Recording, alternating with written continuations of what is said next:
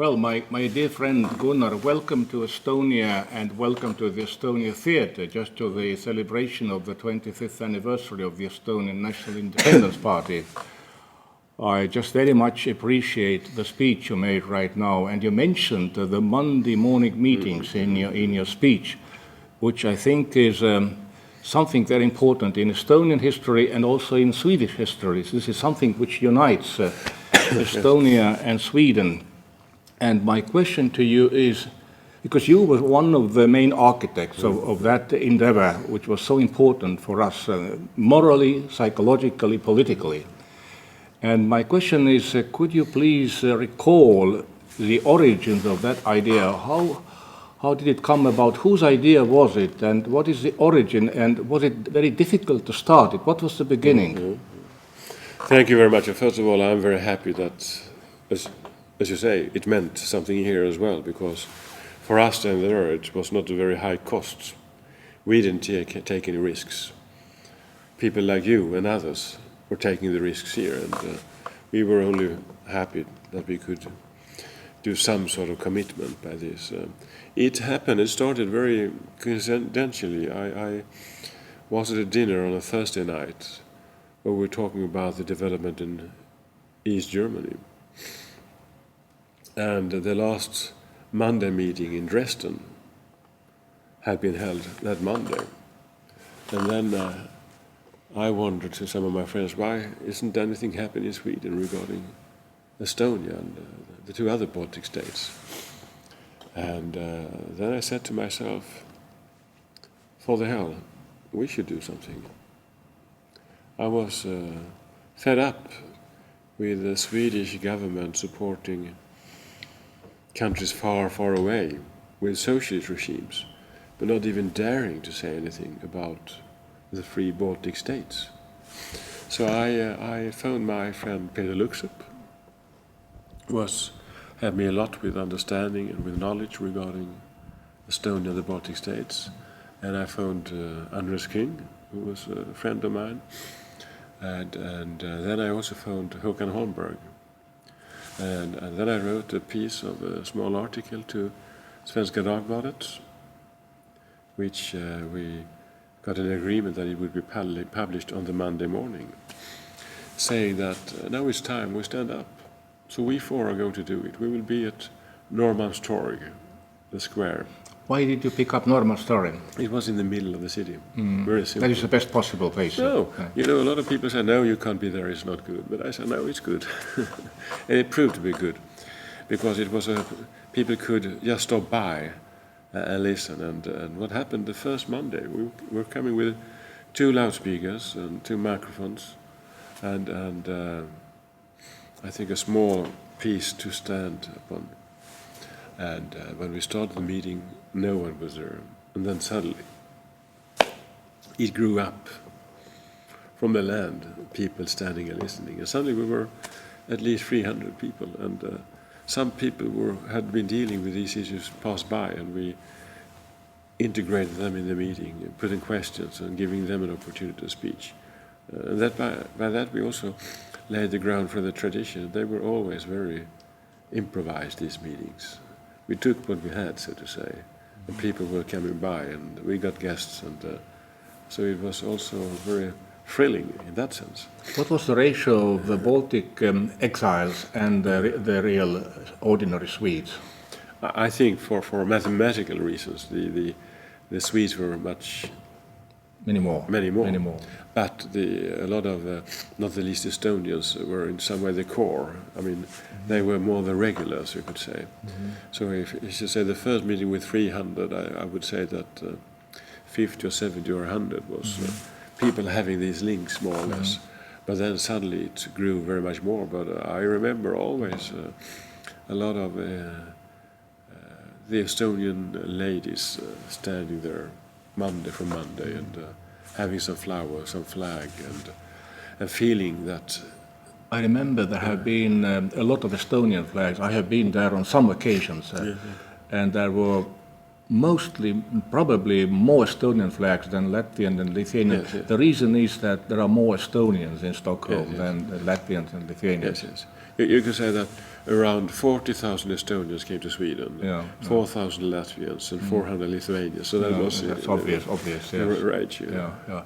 But what was the reaction of different political parties in Sweden and maybe trade unions and ordinary Swedes? You know, we were quite eager that this shouldn't be a political or party political initiative. So that's I was a moderate parliamentarian, but I asked Peter Luxup and Andres King, who were not parliamentarians, and then Håkan Holmberg. He was also a parliamentarian at that time. They were two of them. Håkan and Andres were close to the Liberal Party. Peter and I was close to I was representing the Moderate Party, and Peter was also close to it. But that was not a choice by itself. That was more a function of the fact that the only support for this cause was among those who belonged to the Moderate Party and the Liberal Party. Mm-hmm. The rest of the Swedish politics took things for given and didn't think one should question the status quo. Yes. What about the Russian embassy, the Soviet embassy? Did you ever see any interest on behalf of the Soviet embassy, or did they ever try to intervene in any way, or could you see their representatives just... I don't think we ever thought about that. I think we saw them and they were there informing, but they were rather... They were monitoring... I guess they did, yes. I would be surprised if they didn't. But the Soviets did not make any public... No, they didn't try to... They had a very low profile. Very low key. Yeah, low key profile. Yeah. What about the media interest? At that time, were you satisfied with the degree of the interest of the Swedish media? Was it reasonably, or was it adequate? It accelerated. For the first meeting, there was some media there, and the second meeting, the third meeting, then the TV channels were there. And then it came to be drama. It was a drama in some way mirroring the drama we saw, the real drama we saw. The real drama we saw on the other side. So journalists suddenly started to follow this, and then suddenly Norrmalmstorg became a market for information, an exchange for information. People who knew what happened, people coming from Estonia, or Latvia, or Lithuania, they always had the opportunity to speak. If they were on a business trip, or if it was a choir, we were singing, or an orchestra, we were playing, or politicians from those who wanted independence. They were always welcome. So it also achieved a critical mass of information and knowledge, which also attracted media by itself. I remember the 19th of August, in 1991, the day of the coup in Moscow, and the coup happened to be on Monday morning. And it was a regular Monday meeting. It was summertime, August, and I remember that. Well, many Estonians told me that probably there won't be many people this Monday because, it's August, And then everybody heard the news from Moscow, and Norrmalmstorg was fully packed. Yes. And even Mr. Savisaar was over there, Mr. Lauristin was over there. I was over there. I was just traveling through Stockholm, coming from Germany, traveling back home. So I was planning, I was scheduled to speak, and so was Mr. Savisaar and Lauristin. So it was a very extraordinary meeting. Do you remember that? I do. It was also a lot of other events, but it was a very tense. And there was a feeling that what happened and what was said at the Norrmalmstorg were mirroring the real drama. And that caused that people felt that they should be there. It was more of a citizens' feeling than a political feeling. Citizens of Sweden had in their heart thought that the Swedish view to act during the case were wrong, fundamentally wrong, from a citizen's point of view, heart and mind. And then suddenly this gave an opportunity to stand up as a citizen, and people did. It was fantastic to see. People were coming there, Some of the toughest meetings, it was also in January. I saw the Archbishop was there, the Supreme Commander of military forces. They were all standing there, just like citizens. All leading politicians, maybe except for the communists. But suddenly everyone wanted to be a person who declared their support and commitment. What was the evolution of the Swedish awareness of the situation in the Baltic States? To what extent the Swedish people were really informed what had happened in World War II? What was the reason so many Estonians came over? How did the Swedish people interpret that, and how did it evolve then afterwards, from decade to decade? I think the most simple way to answer is people didn't interpret. I mean, it was just a status given. And so it was not thought about as wrong or right. It was just, it was. Soviet Union was there, and Soviet Union dominated, and Soviet Union was a main threat to the rest of the world. And the Baltic States were not really existing in people's mind. I mean, it was some sort of history, and TV news, when you could hear the weather news, you could say that rain was supposed to come from Balticum. I mean, this was it, more or less. But suddenly, in the back of the head, people knew that there was something wrong. But and I think in that sense, the Monday movement created a change in the awareness that always was there, was in some way given a way of expressing itself. What do you think? What is the main explanation why the left-wing government of Sweden recognized the Soviet takeover of the Baltic States and was also in many practical things yielding to Soviet authorities, giving some Estonian and Latvian, Lithuanian soldiers back to the Soviets, and then they were taken to Siberia? What was the explanation? Was it that they were mostly afraid of the Kremlin, or was it to a great extent it was also their world outlook? A number of different reasons, I think.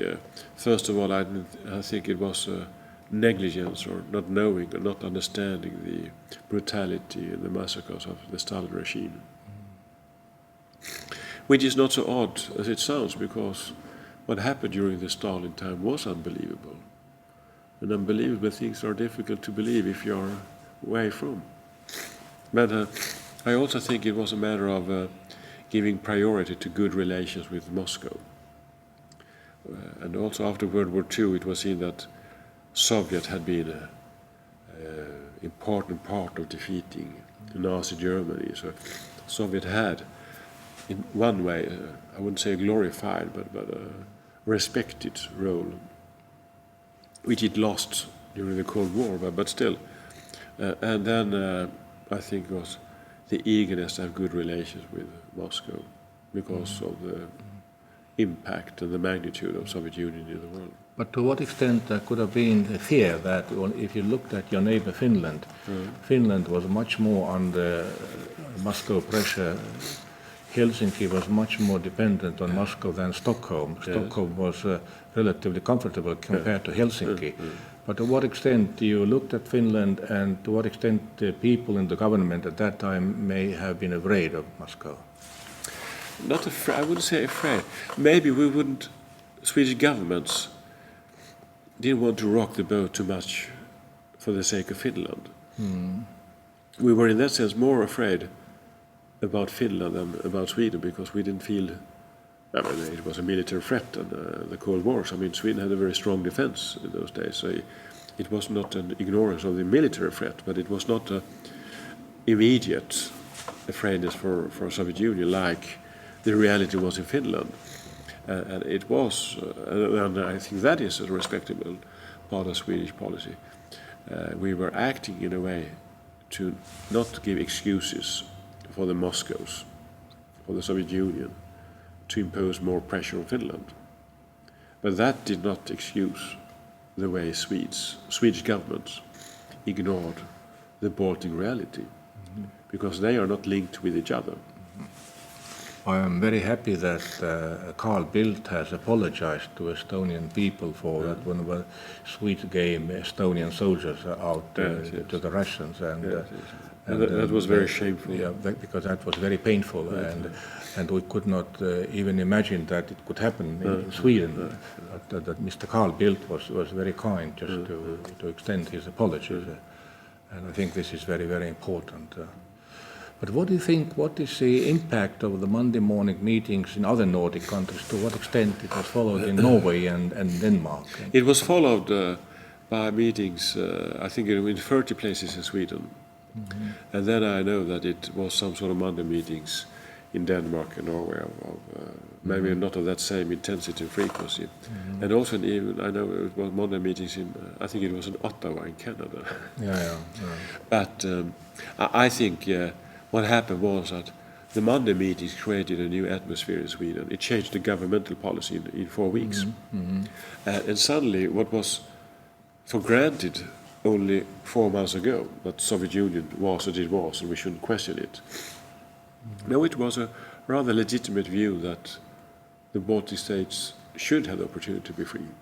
So it was a very rapid change. Mm-hmm. And I think that also influenced how governments in Denmark and Norway looked upon the things.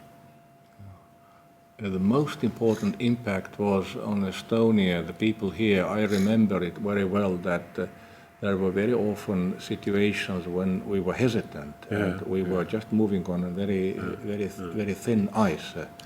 And when you move on a thin ice, you take very small steps. You go, and then you look around and take another step. And when looking around, it was extremely comfortable and good to know that something is going to happen in Norrmalmstorg. We knew that there was moral support and political support from such an important country as Sweden.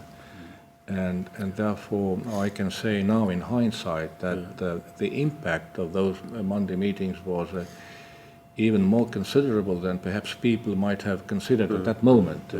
So it was really very, very important. And now in hindsight, just a quarter of a century afterwards, we just want to express our gratitude to the Swedish people, and to you in person, and Carl Bildt and his friends,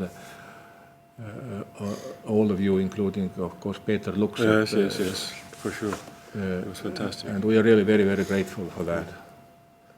It was a fantastic time, and I would say, it's not overdoing this, we've been thankful for each other, but I think the gratitude should be directed towards the Estonian people and the Estonian citizens, because otherwise the transformation that Europe achieved wouldn't have been as peaceful as it came to be.